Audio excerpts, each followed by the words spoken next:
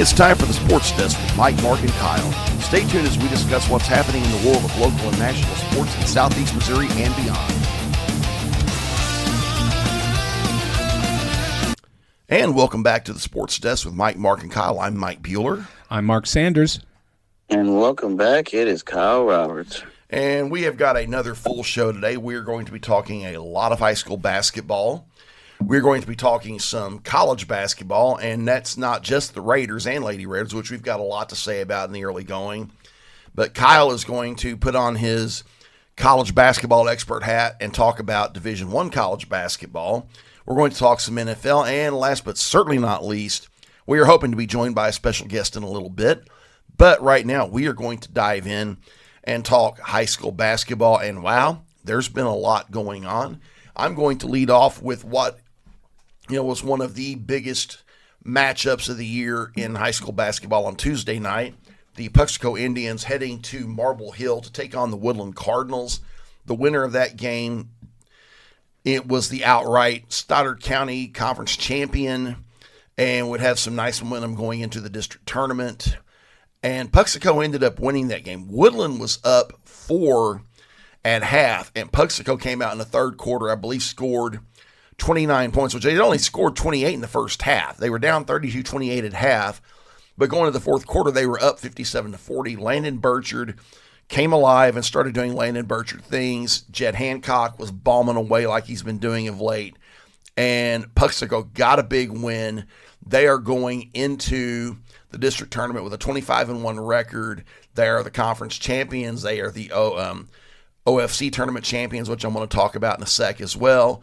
They are the Stoddard County Conference tournament champions, the Bloomfield Christmas tournament champions. It's been a good year so far to be a Puxico Indian. And they're the number 1 ranked team in the state in their class. Definitely. It's going to be interesting. The next game for Puxico, they are playing next Thursday against the winner of Advance and Chaffee in the district tournament at Bloomfield. That district's going to be interesting because the number 3 seed in that district is the Charleston Blue Jays. And the Charleston Blue Jays... Yeah, they got a big win earlier this week. That's an understatement. They went to Woodland, and they beat Woodland 99-77, almost hung up 100 on them. I've heard that they may be dealing with a couple of guys that are not 100% right now. That could explain some of it. But still, to go into Woodland and beat them by 22 points is pretty good. That says to me that nobody in that Class 2 District 3 tournament at Bloomfield better sleep on the Charleston Blue Jays, especially Puxico. That is a dangerous Charleston team. They may not have the gaudiest record, but for a Class 2, they play one of the toughest Class 2 schedules in the state, and they are going to be toughened up, tested and ready for that tournament. They got a ton of tradition. Jamarcus Williams is a great coach. That's going, and if they make the championship against Puxico, that's going to be a rematch of last year. I know Puxico won that game huge last year, but something tells me this year it's going to be a lot closer.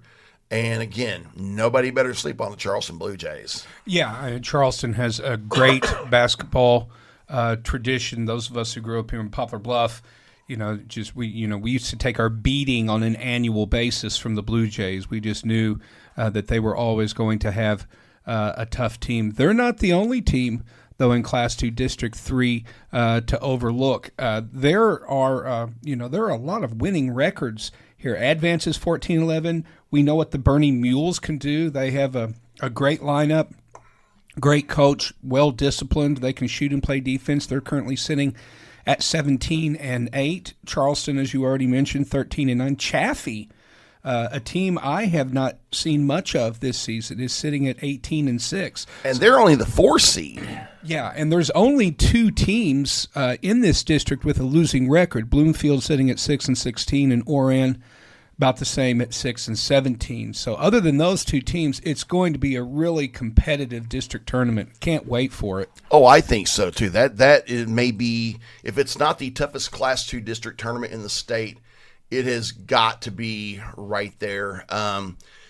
Switching back a few nights, I want to talk about the Ozark Foothills Conference Tournament Finals this past Friday night, which I was at. If you all are on our Facebook page, you got to see the post-game interviews that we did, with Coach Epps from Donovan and Coach Frenetti from Puxico. And I'm going to start off with Puxico. They got a very, very hard-fought win against Greenville, yeah. And here's the thing. I mean, they had beaten Greenville by close to 50 in their regular season matchup, but Greenville came into that tournament as a 6th seed, knocked off Twin Rivers in the first round, a game I was at, then in the semifinals up into the Donovan Dons that were the number 2 seed, and faced Puxico in the championship. And Greenville came out on fire. They got out to an 11-0 lead, and I'm like, whoa, what's going on? But Puxico, from there, righted the ship. They cut that lead to 2 points by the end of the first quarter. It was tight at halftime, and Puxico ended up pulling it out in the second half. But not in the way that you would think because I watched that game on streaming, so I saw it from tip to buzzer, and one of the first things that you noticed, I asked this question on our podcast last week, which is how do you defend Puxico?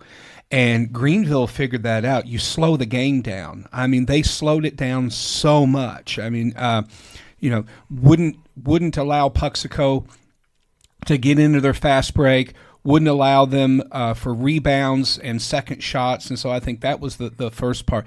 The second part of it, and this unfortunately happens to practically every basketball team over the course of a season, is that their top 2 scorers in Burchard and Hancock were not their usual selves on that night against Greenville.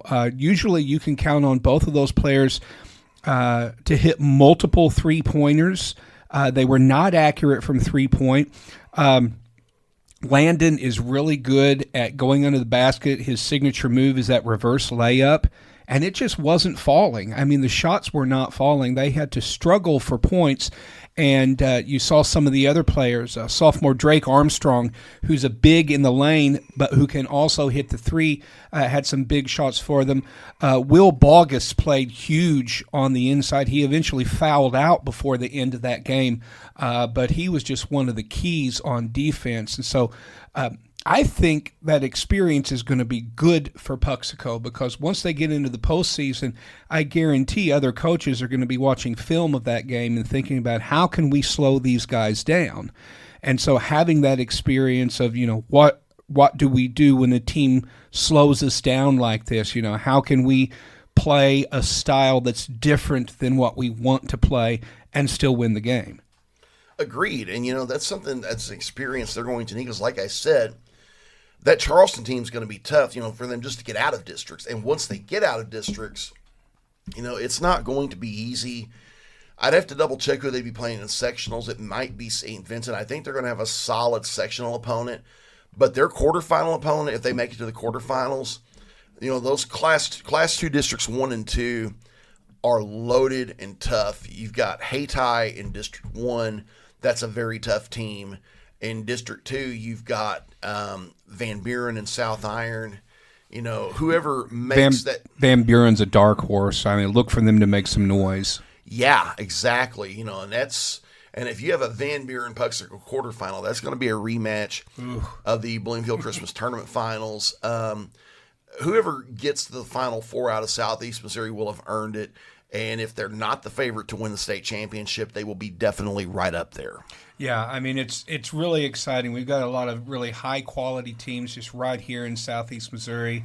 And, if you're a fan of high school basketball, there is a lot to keep track of. Now, you mentioned St. Vincent. The St. Vincent girls team is going to be traveling to Donovan this Friday to take on the Donettes. Again, another one of major big-time matchup. Yeah, another one of the state's biggest teams. This is going to be a real test for a Donettes team that, frankly, hasn't been tested all that stiffly this season. They have dropped a couple of games. Strangely enough, they've lost common opponents because St. Vincent has lost to both Tipton and Jackson, which are the only 2 losses on the Donettes schedule. So Donettes are sitting at 20-2. and the St. Vincent Lady Indians are going to be coming in, I believe, at 19-5. So it should be rocking in Doniphan Friday night. Oh, I agree. And speaking of rocking, the Donettes, won their sixth straight Ozark Foothills Conference Tournament Championship this past Friday night. That game was close against Twin Rivers, and it's a good Twin Rivers girls team. I mean, yeah. They're the favorites to win Class 3 District 1. But they kept it close for about a quarter and a half with the Donettes. But after that, the Donettes turned into the Donettes and one going away. Yeah, they're just a different team. I've covered several of the girls' teams. Some of the notable ones, they're really good ones. Kennett, Twin Rivers, Neelyville. These are all high quality girls teams. But when you watch the Donettes play, it just looks like a different game out there. They're faster. They're more aggressive. They attack the basket on almost every possession, which I'm not going to count everybody out because Elise Edwards, the point guard for Kennett, attacks the basket every time she has the ball in her hands. Mark, you got to see her play Monday night. Tell me about that game. Yeah, she won that game single-handedly. I mean, I believe the final score there in Neelyville was 50-43. They were tied at 39 going into overtime. The Lady Tigers scored the first 4 points. You think, hey, they might actually pull this out. And then Elise Edwards took over from there. She scored all 11 of Kennett's overtime points for the 50-43 win. She ended up with 39 out of the team's 50 points. That's 68% of the team's scoring.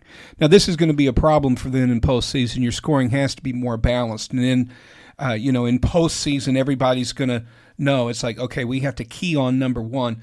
But their offense is set up to create mismatches for a lot of long passes, long cross-court passes to kind of confuse the defense and leave Edwards either open to drive to the basket or open for a shot. And she's really something to watch.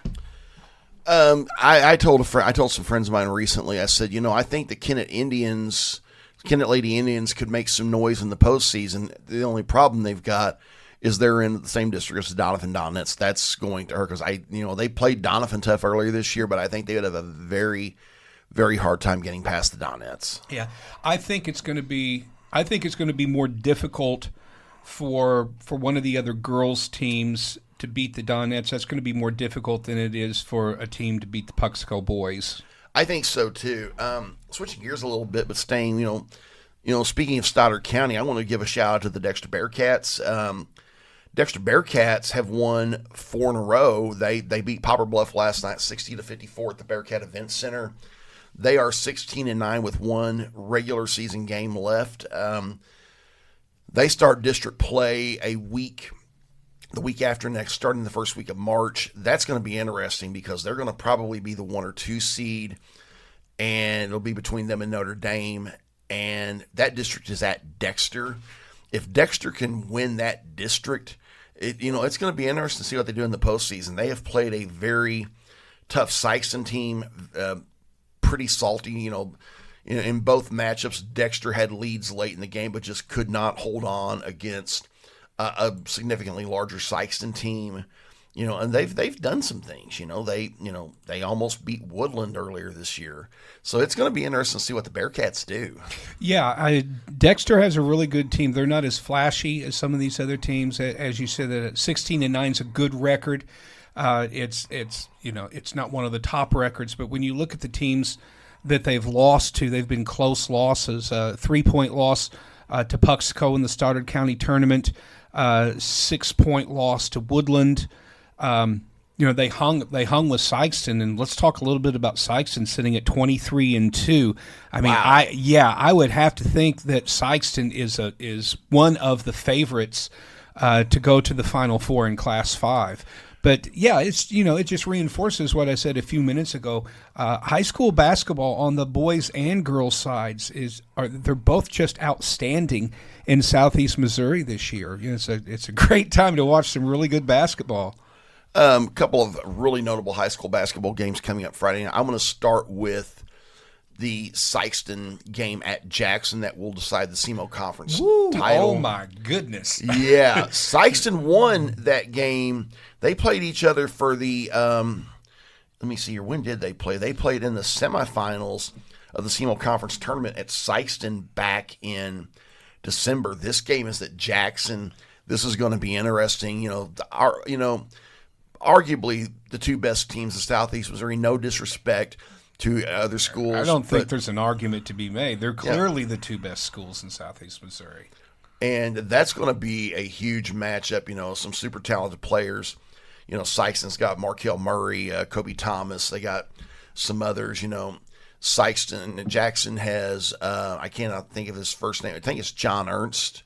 Yeah, and he's a really good player, getting a lot of attention despite the fact he's really young. That's going to be a heck of a matchup. If I didn't have, plans Friday night, which I'm going to talk about in a bit, that would be a great one to watch. And there's another Sykeston game coming up, and if pretty soon I want to talk about too. I'm going to look at the schedule. Oh, Monday night, Sykeston is heading to Webster Groves in a rematch of what I believe was a Class 5 quarterfinal from last year, because Webster Groves beat Sykeston in a pretty close contest, and I think went on to win a state championship. That's going to be a heck of a matchup, and that's going to be at Webster Groves.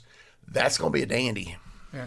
I am just sick to death of Webster Groves being good at multiple sports every year. It seems like every time we get to the postseason, it's like Webster Groves. It just seems like so often, we have a team that looks like they could go all the way, and they just end up usually in like sectional finals.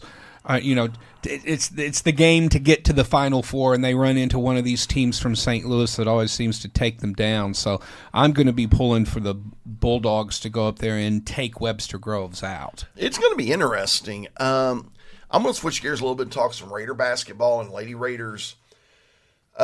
We taped last week before the Raiders and Lady Raiders took on Moberly. The Lady Raiders got a really nice win in that game, and then the men got a very nice, very hard-fought win against Moberly, which was a big win for them.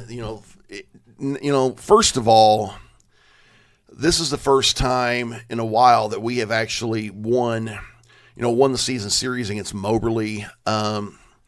Which I can't remember for sure the last time we did it, and we beat them down here twice this year.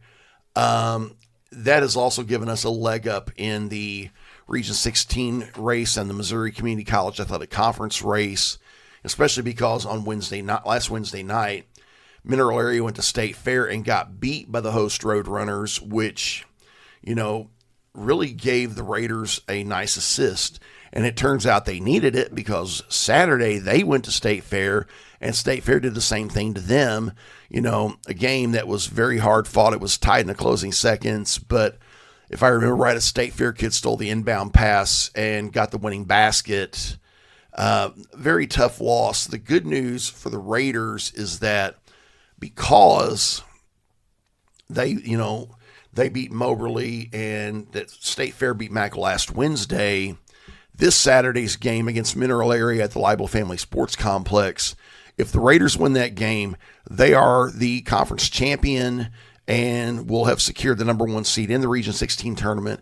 And with that will come home court advantage, which has been big because coming into last week, among the top 4 teams in the region, the home team was 15-3, and I think that has gotten even more pronounced. I think in those matchups now that it's maybe like 17-3. Either way, home court's going to be big this year. The Raiders need to take care of business Saturday and get it done. And this is our Raider reunion at Three Rivers. So whether you are a Three Rivers graduate or whether you just took a couple of classes 20 or 30 years ago at Three Rivers, however you're connected to the college, maybe you've got a parent or a sibling or a child who's taking classes with us. Maybe you've taken a class with me. I've been teaching for more than 20 years now, going on 22. So I figured it out. I think over the years that I've been teaching just full time, I estimate probably about 10,000 students in my career at this point. Wow. Yeah, which is kind of amazing to think about. Anyway, Raider reunion, come on out. The girls are going to take on the Mineral Area Cardinals at 2 in the afternoon, and then the men are slated to hit the hardwood at 4. So you can come out, spend your Saturday afternoon watching some really good basketball, and still have the evening for whatever plans that you have.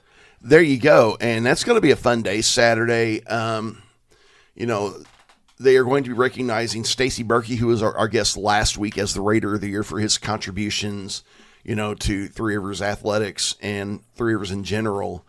There's also going to be recognition for our Hall of Fame inductees that are being inducted Friday night. They're going to be recognized. Sorry, folks, not much sleep. Spit it out. That's all, folks. We're going to be recognizing Friday night's Hall of Fame inductees at the game. Among them, and if I leave anybody out, I apologize, Coach Jack Childers is getting inducted, longtime coach for women's sports at the college. Jake Baehr, Rocky Raider, who I'm hoping is going to be joining us in just a bit, is being inducted. Let me see here. Sam Weaver, who has done some great things. I believe he's being inducted.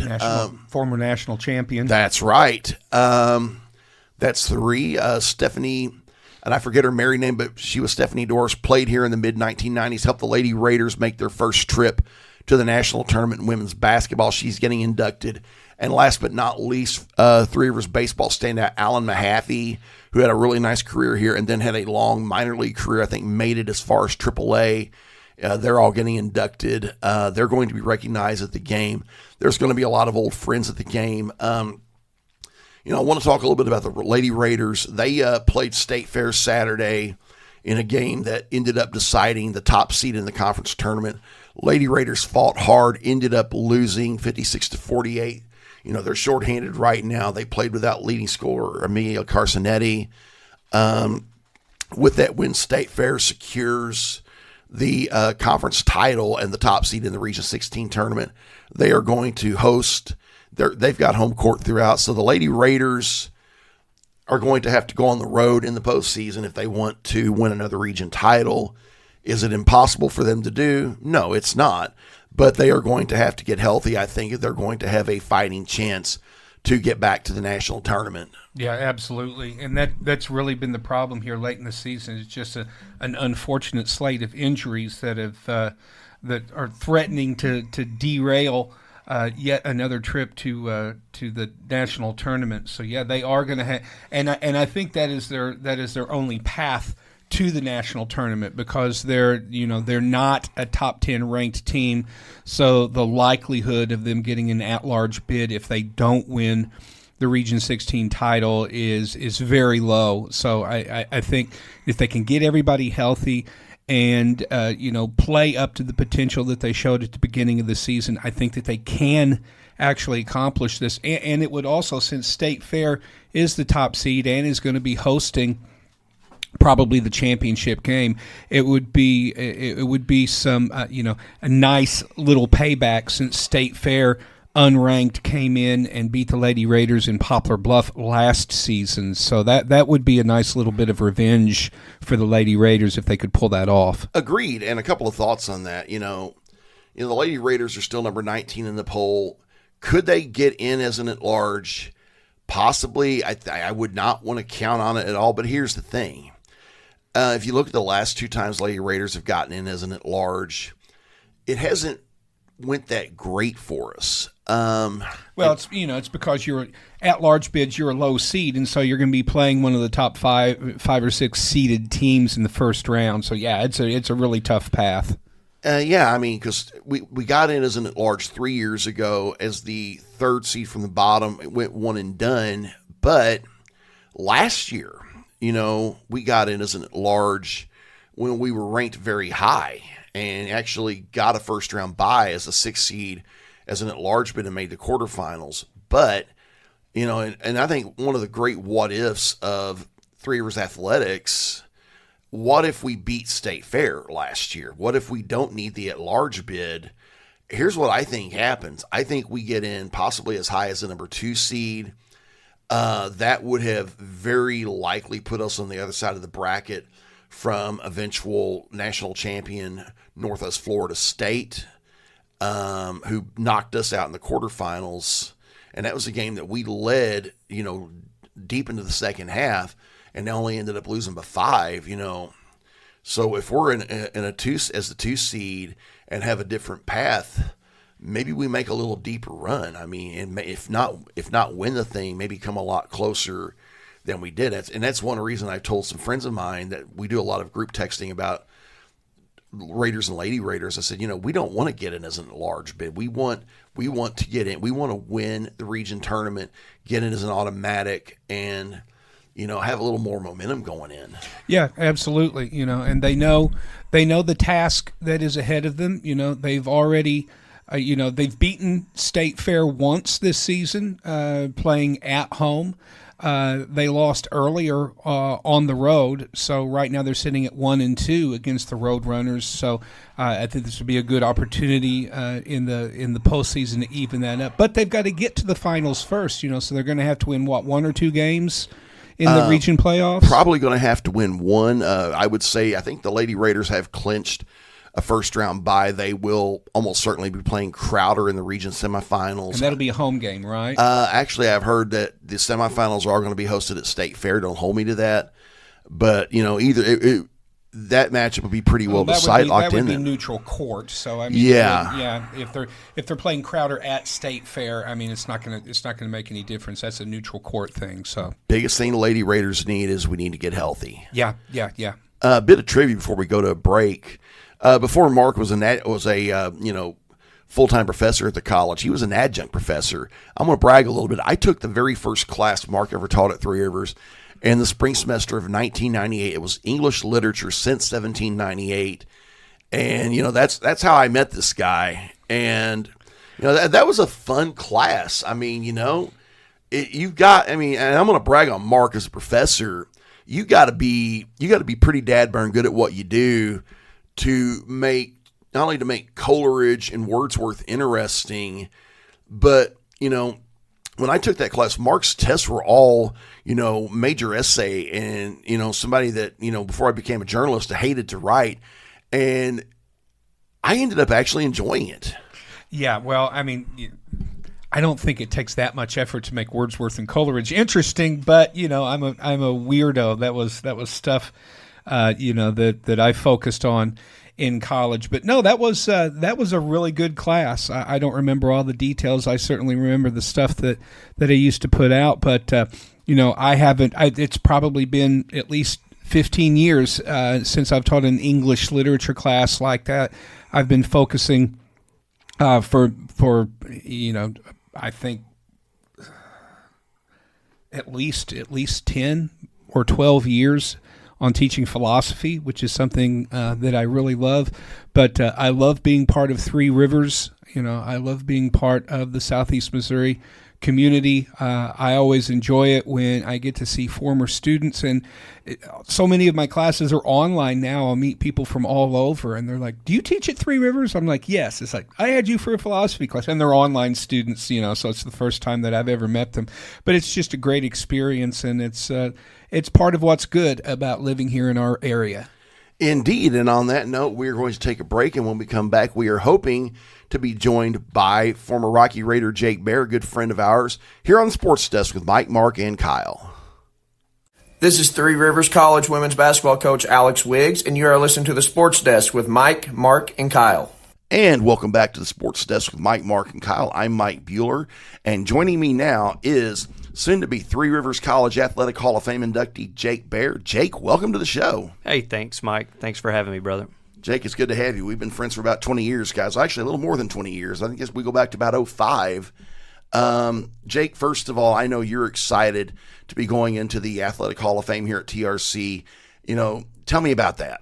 Man, I'm excited about it. I got the call, I think I was back in October or so in Philadelphia. I was walking into Philadelphia, Pennsylvania Walmart, and the new head coach there, cheer coach CJ, called me. I thought maybe I was going to help her with tryouts or something with the mascot, and she dawned on me that I was going to be inducted into the Hall of Fame, so it was pretty nice. Excellent. Jake, you took over as Rocky in 2000.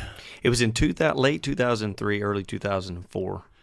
And, like I was saying earlier, before we, started recording, there were other Rocky Raiders before you, but you kind of redefined it. I know you did it for many years. And like I said, you really redefined it. You were the definitive Rocky Raider, and I'll let you go from there. Well, I appreciate that, Mike.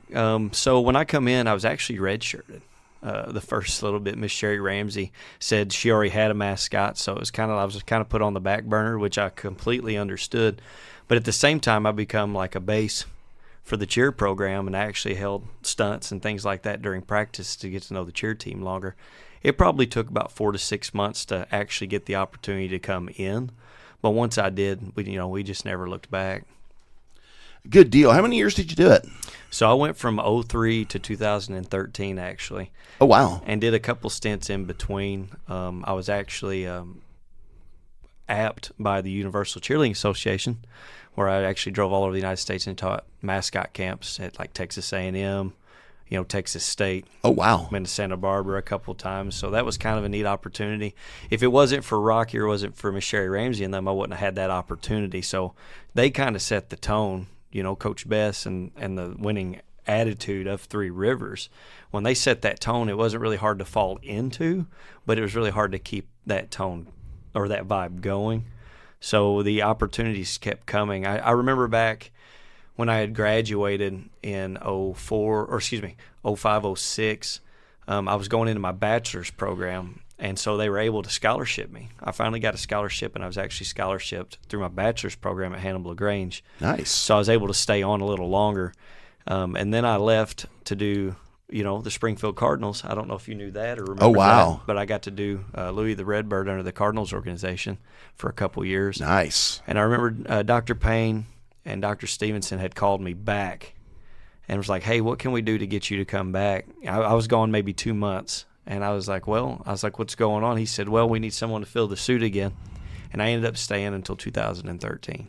Nice. Before you became Rocky Raider, you were a mascot in high school. Tell me about that. Yeah, so that was kind of how it all kicked off. My cheer coach was Janie Kennett.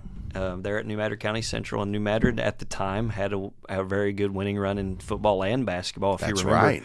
Darrell Minner, Derek Tippler, Byron Minner, all those guys coming up under. And some of those guys came to Three Rivers. Derek Tippler, Darrell Minner, Terrence Smith, all ended up being Raiders. I think there were some people there that ended up on the cheer squad, like Nick Darter, who is now the Dunklin County Sheriff. That's exactly right. Under Lennis McFerrin's direction there at New Madrid, which was a big deal for New Madrid at the time. So again, I had the opportunity coming in on winning roots, so it wasn't hard, but we had to keep those, the capabilities up. We wanted to keep that pop up. I think Miss Denise Gambaluka, actually, and Laura Milligan were the ones that found me at New Madrid and said, hey, we want to introduce you to head cheer coach there at Three Rivers. And I said, okay, when do I need to be there? That was kind of the end of it. Of all the years that you did it, tell me some of the things that stood out the most to you. To be honest, I do have a couple of things that I was going to share at the Hall of Fame, but I could share them today as well. It was the camaraderie with the team that was most important. You think as being a mascot, not many people know what the capabilities or what goes behind doing something like that.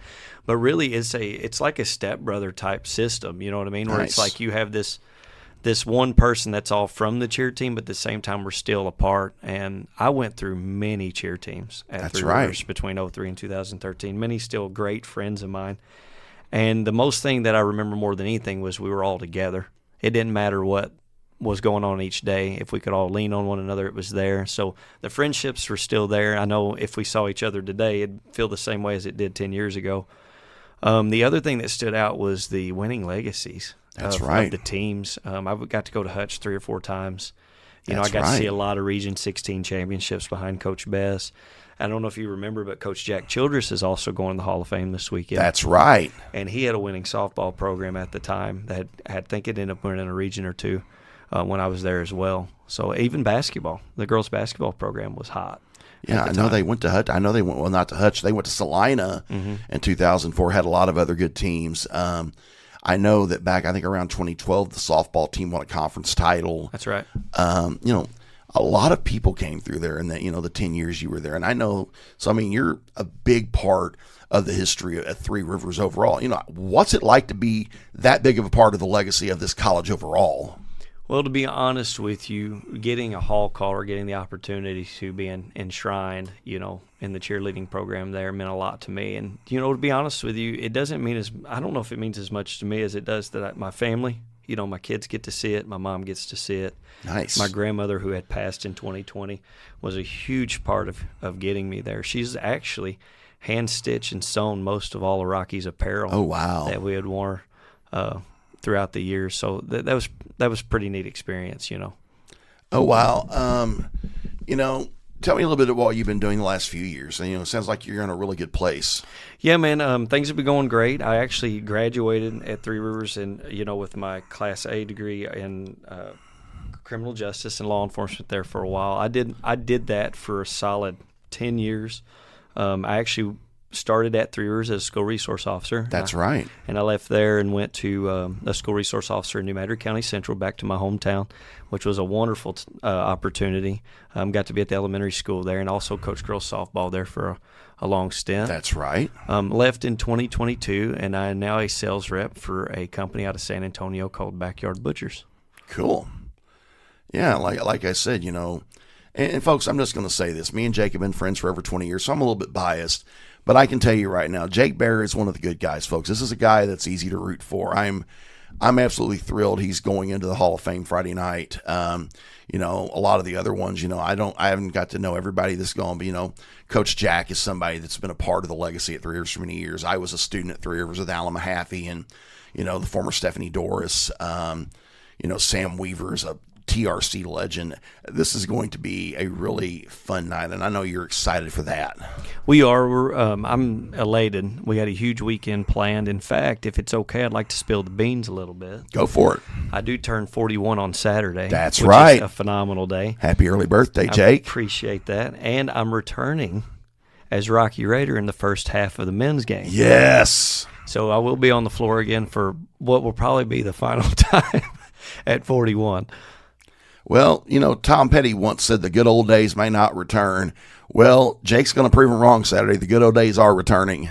Yeah, and I'm hoping, I hope we have a huge crowd. It's against too. MAC. I mean, that's a huge game. Yes. I remember traveling. I know you had mentioned earlier about the possibility of talking about things that stood out. How about traveling to Moberly or traveling to Mineral Area and seeing those rivalries and those We made a headbutts? few of those trips, Jake. Yeah, and I mean, you don't just walk down a hallway at your rivalries school and not turn around and make sure you're not being followed.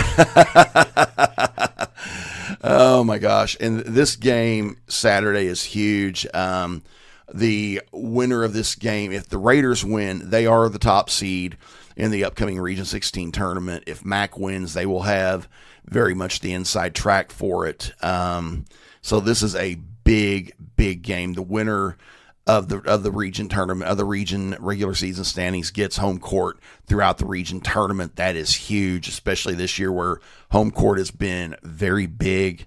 And Jake, like I said, it's going to be like old times. I know you're excited to be a part of that. Well, man, I know that I did mention that I am going to lead them out the first half. It's probably only going to be the first half with the medics on standby. I can tell you that. Well, still, man, that's we're pretty going to go exciting. 100%. Dang right, it is going to be awesome. Jake, anything else you want to add? Man, I just appreciate you having me. I look forward to the weekend. It's going to be a wonderful opportunity for everybody to get together. So if you ain't got anything to do, come out and be with us. You heard what he said. Get on out Saturday. And that is Jake Baehr here on the Sports Desk with Mike, Mark, and Kyle. This is Three Rivers College women's basketball coach Alex Wiggs, and you are listening to the Sports Desk with Mike, Mark, and Kyle. And we are back on the Sports Desk with Mike, Mark, and Kyle. And, me and Kyle are both talking a little bit about being tired. I'm going on short rest. Kyle's going on short rest. So if I sound a little bit like Porky Pig sometimes, that's why.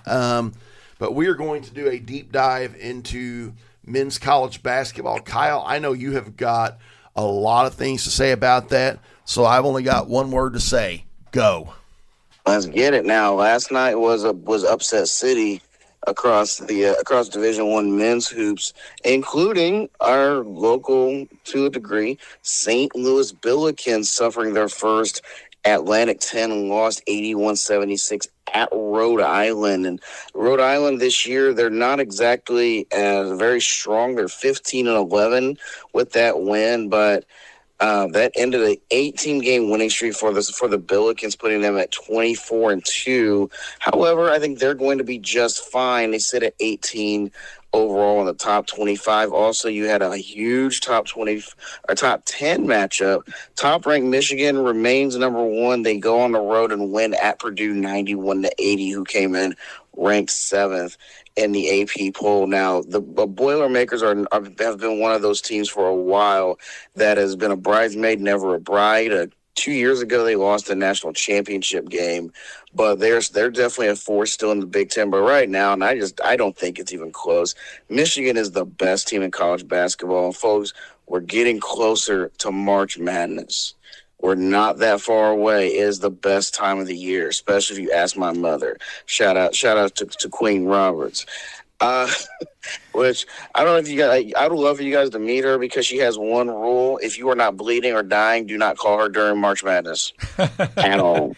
Whenever I think about Kyle and March Madness, I think about our original radio show where we had the blazing hot B-Dubs Wings check, because we used to broadcast live on Saturday mornings from Buffalo Wild Wings, and so we did the Blazing Wing Challenge, and whoever finished last in the March Madness brackets had to pay the price. And Kyle, you were a warrior that day, downing all dozen of those wings. Let me just clarify something to you. What you were not there for was the aftermath. Oh, I did not want to be anywhere in the same county as the aftermath. But we heard how that was going to go. We ran into our friend John Scott at Buffalo Wild Wings that day, and John's comment was, if you think it's bad going down the hatch, it's going to be even worse coming out, or something to that effect. Goodness. And that's what I think Kyle's talking about, y'all. Because with the Blazing Wing Challenge, for those who've never done it before, first off, Blazing Wing sauce is awful.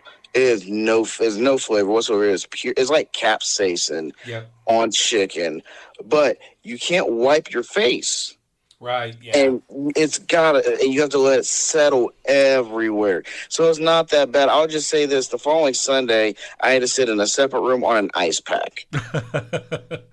Oh, we don't do that sort of thing anymore. We're all too old for that nonsense. That was when we were young pups. It's funny you say that, because last night I made some pineapple habanero wings. That they are phenomenal. However, my mom reminded me. She said, "Boy, you cannot eat that much heat like that anymore. It will catch up to you one day." Yeah. And me being smarmy, I once said, "Aren't you the same person that put ramen noodles and hot sauce all the time?" And well, I'm now 38, and she was right. Yeah. So we're not doing that. We're not doing that anymore. Yeah. Getting back to this year's rankings and standings, boy, we see a lot of blue chippers, at least in the AP rankings: Michigan, Houston, Duke, Arizona, UConn, Kansas. For some reason, is ranked 8th, even though they've lost 6 games this season. Strength of schedule's high. I think quality of loss. Yeah, but I still think Kansas pulls at least 25% off of their name and reputation. Oh, naturally, but they also have high quality wins. Going on the road and beating Arizona is big time. Yeah, good to see Gonzaga back in the conversation, sitting ranked 11th with a 25-2 record. We've got Florida, Virginia, Michigan State, North Carolina comes in at 16. The St. Louis Billikens are at 18. I want to voice a beef with ESPN for declaring that after their loss last night that St. Louis is now on the bubble for the NCAA. Whoa. No, it's you don't in this, you don't have a 24-2 record and people are talking about you being on the bubble. That's just ridiculous.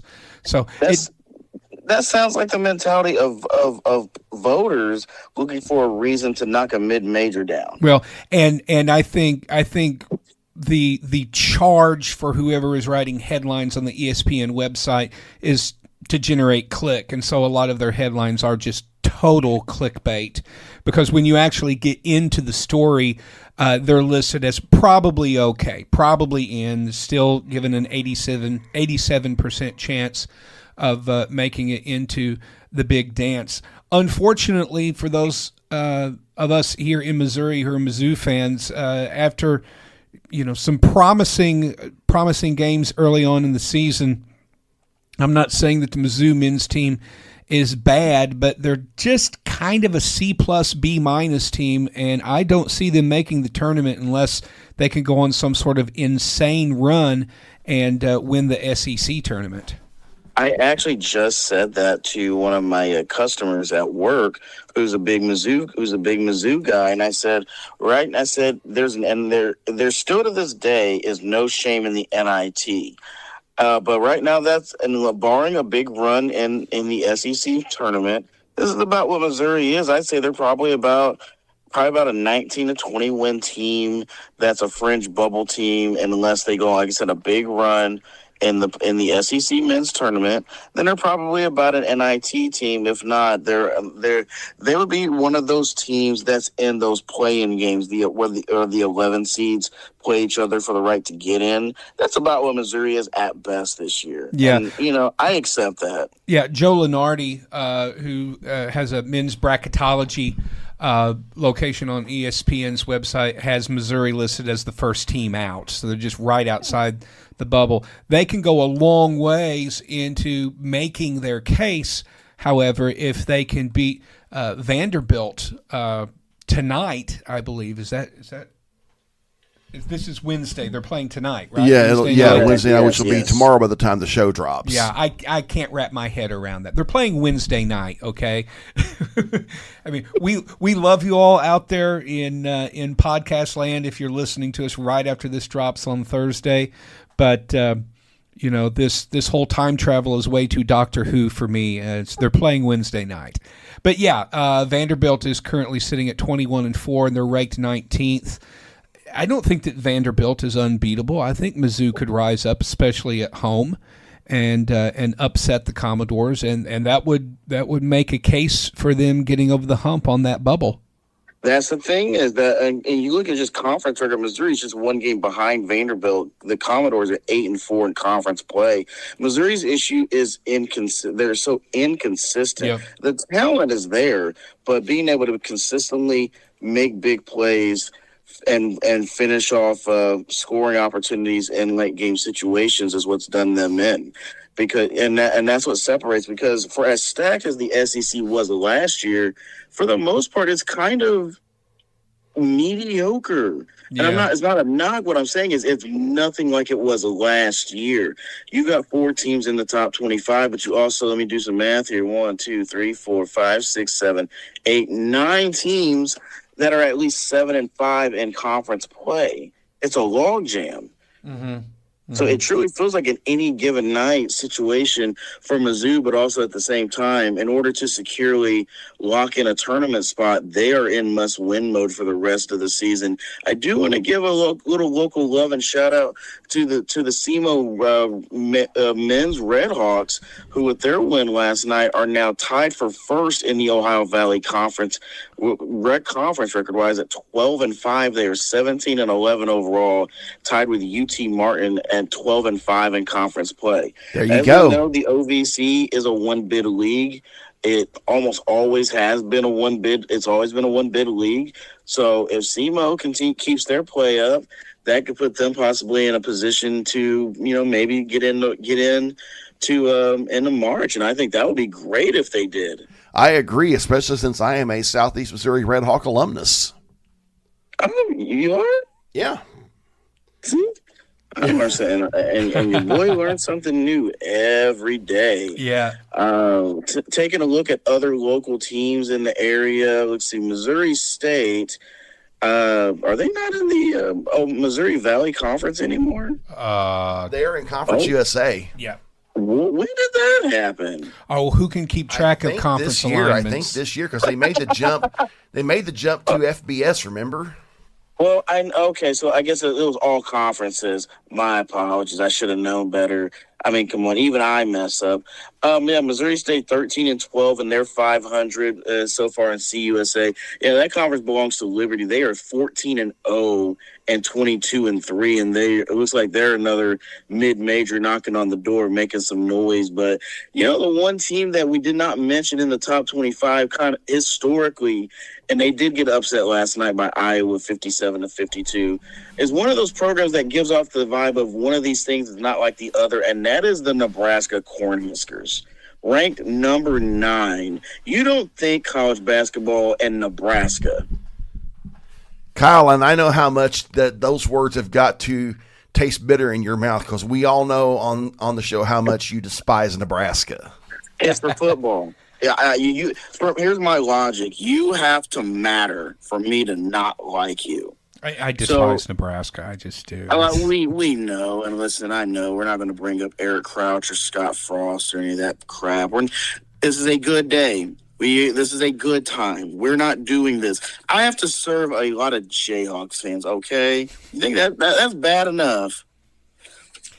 But taking a look at I'm not giving it up. I'm not giving it up. I'm never giving it up. Nope. Listen, no, because you graduated in 1990, right? Yes. Okay, you got it truly out of the mud because I didn't start watching Mizzou football until 97. You saw the worst of it. Yeah, absolutely. With Nebraska. It's totally different. Like, I would love to discuss. I would love to. We have an episode where we just vent about our biggest rivalry beefs. I think that makes for good therapy. Yeah, the problem with Mizzou rivalry beef is that their football team is not consistently good enough, nor have they, since moving to the SEC, won enough football games against the big boys, Georgia, Bama, LSU. And then in basketball, ever since we left the Big 12, we don't have that traditional basketball rivalry with Kansas.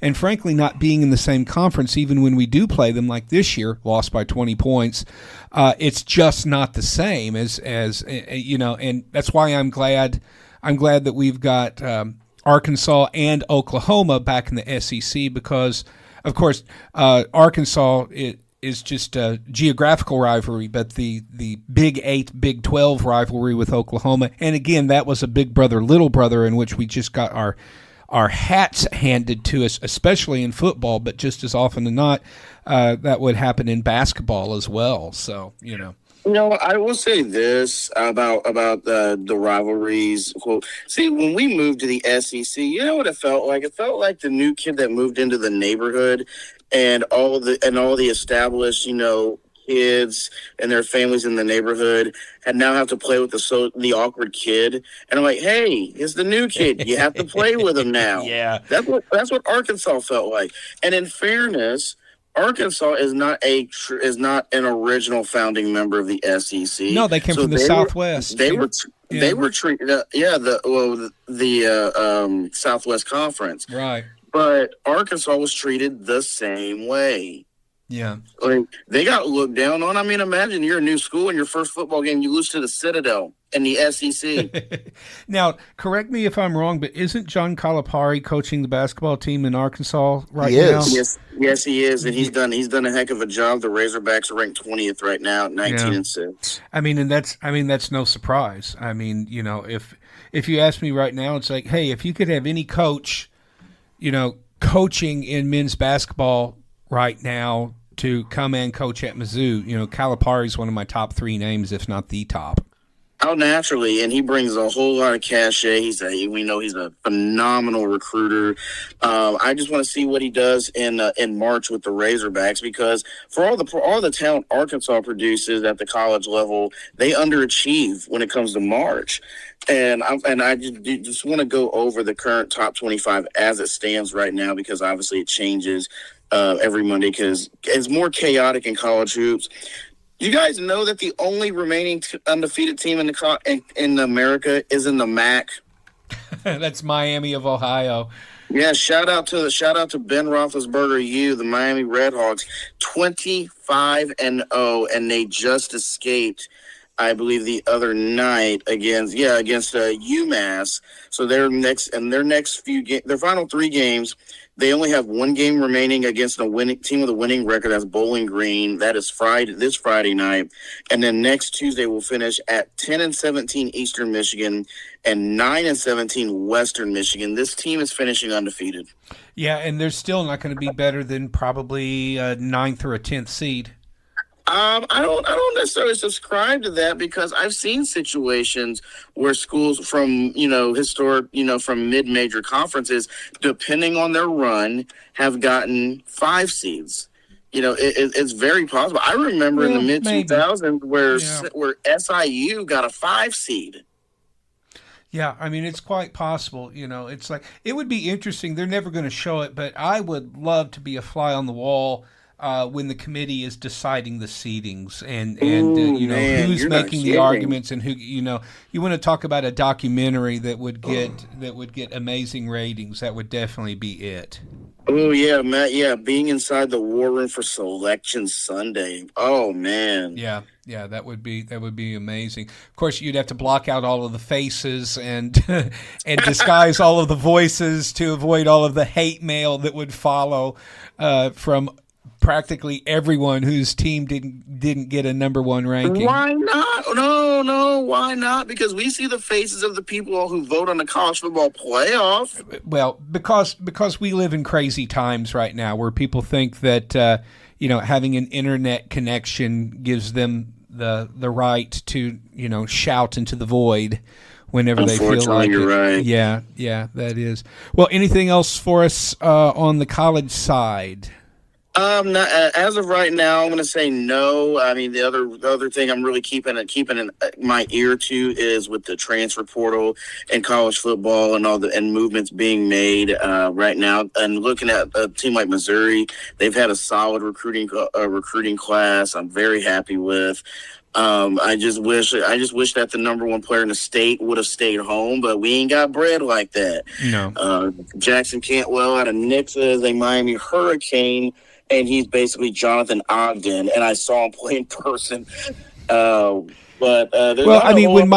Michael Irvin shows up at your doorstep and says, "Young brother, come to Miami," you're going to do it. Exactly. Yeah, and you know how easy it is for guys who played at Miami, Florida State to how easy it should be for those schools to recruit. Oh, absolutely. You send Irvin to your door, or you send Prime, and all they got to do is show up and put down Super Bowl rings and a gold jacket. Yeah, I think sitting down and having dinner with Michael Irvin would be like one of the most entertaining 90 minutes of your life. I imagine a dinner circle of him, Dion, Shannon Sharp, and Ray Lewis. Ooh, man. Who gets the first word? I don't know, but I want to be part of that circle. I don't know how we're going to make that happen. Hey, since we've shifted over to our talk about the NFL, we're not going to do a deep dive today, but I do want to take a look at what's coming up next week, because next week is the first big event of the NFL offseason, and that is the NFL Combine in Indianapolis. Yeah, where prospective draft picks come in and are poked, prodded, tested.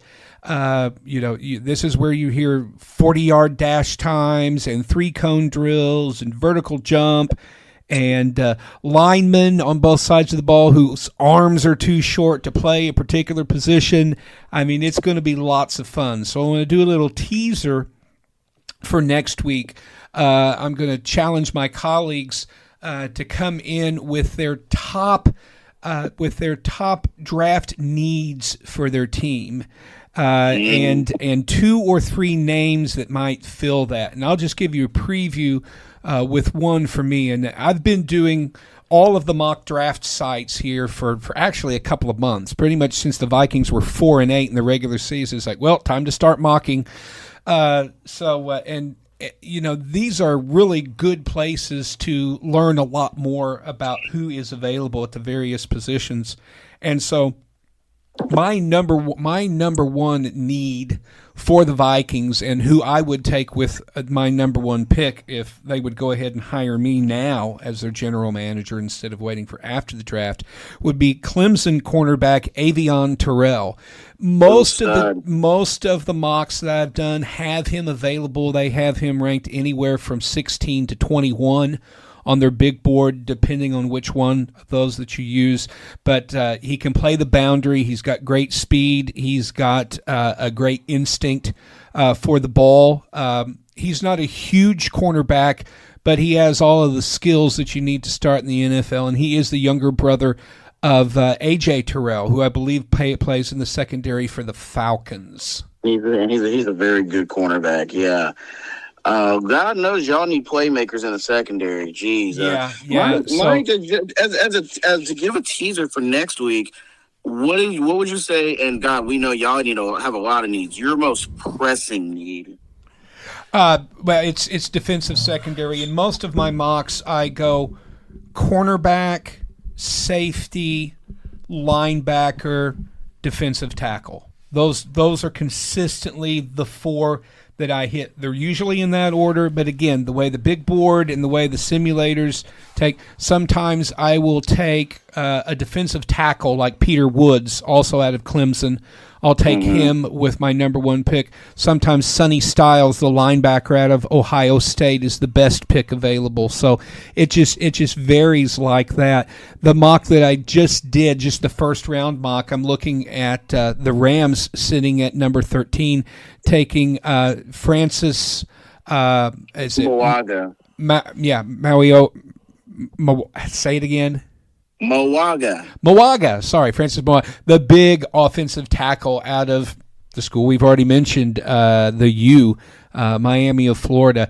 He's just a mountain of a man, and I think that he's probably a day one starter there with the Rams. Speaking of us, I'm currently doing a mock draft simulator right now, where I first off was offered and rejected a pick swap with Dallas for their second round pick, 2 4ths and a 7th.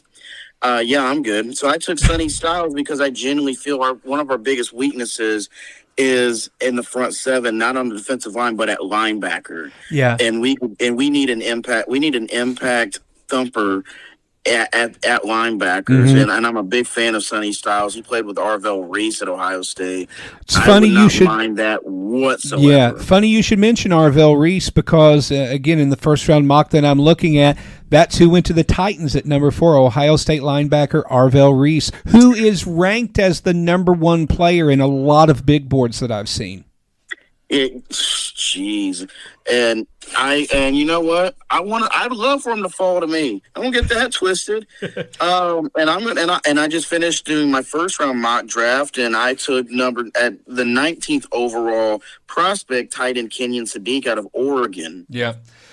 Mike, Arvell Reese is 6'4", 243 pounds. I mean, he's like a defensive end playing linebacker, and he would look great in a Titans uniform, especially those new powder blue unis that they just came out with. It's going to be interesting. They haven't officially released those powder blue unis yet, but I think they're going to. I'll have some thoughts on that in a moment, but it's going to be interesting. A lot of the consensus is that we are probably going to take either Reese, Reuben Bain Jr., or David Bailey with the number 4 pick because we need an edge rusher, especially, with us having a very defensive-minded coach, and one that I'm pretty sure is going to switch us from a 3-4 base to a 4-3 base. So whoever is edge rushing for us is going to be playing down with a hand in the ground at defensive end. We may not go with an edge rusher, though, at that pick. It's going to be interesting. I think free agency is going to determine a lot of things. There are a couple of really good defensive ends and edge rushers on the market in Trey Hendrickson, Bradley Chubb, just got released by the Dolphins. If we sign one of them, that could maybe make the Titans pivot to another big need, which is wide receiver. Carnell Tate could be very well sitting at number 4 for us if we want to take him, another Ohio State kid. It's going to be interesting. A quick thought about the Titans. They haven't officially released a new logo. There was a leak of a a red and powder blue version of their thumbtack logo without the flame and without the beveling or whatever on the T that leaked last week. That could be an alternate logo. I do think I am pretty confident we are going to be doing a lot more powder blue with our rebrand, and it would not surprise me one bit for our next jerseys to look identical or very similar to the old Houston Oilers jerseys. As they should. I could live with that. It's going to be interesting, to say the least. This is all coming ahead of the opening of the new Titans Stadium, the new Nissan Stadium, which is the Titans' new stadium that's going to be opening for the 2027 season. It's going to be an indoor stadium. Could be one of the nicest in the league. Might give us a chance to host a Super Bowl. I'm very excited about it. I think that's one reason we want to stick the landing on this pick. We're going to have a very high pick in the second round, and that's assuming we don't make any trades. The Titans are close enough to the top of the second round. It wouldn't take a lot for us to trade into the back end of the first round and get a second first-round pick because we got a lot of needs. But we're going to talk more about that next week because it's been a heck of a show this week. It's been fun. Love getting to be with you guys every week. And if you got anything else you want to throw in? Well, just one more thing before we close the show and talk about the NFL. If you're looking for an edge rusher, Jonathan Grenard may be on the market from Minnesota because he is a fairly significant salary cap hit for the Vikings in the upcoming year, and they're currently sitting more than $40 million above the cap. So they need to get cap compliant. They also need to clear a space for up-and-coming edge rusher Dallas Turner to get more playing time. So you might be able to get Grenard out of Minnesota, and I think he would be a great addition. And I think that he would thrive under Robert Saleh's defensive plan as well. That's definitely something to think about. Kyle, anything else? Oh no, I'm all set. I just want to give a public declaring of love to my quarterback, John Matthew Stafford, for coming back for at least one more year. I just need you and your knees for one more year, brother. God bless you. Thank you for winning MVP. Unfortunately, Seattle had to win the Super Bowl, but thank you for buying us time. And don't draft Arch Manning next year. It's going to be interesting. And on that note, I'm Mike Bueller. I'm Mark Sanders. It's Kyle Roberts. And you have been listening to the Sports Desk with Mike, Mark, and Kyle.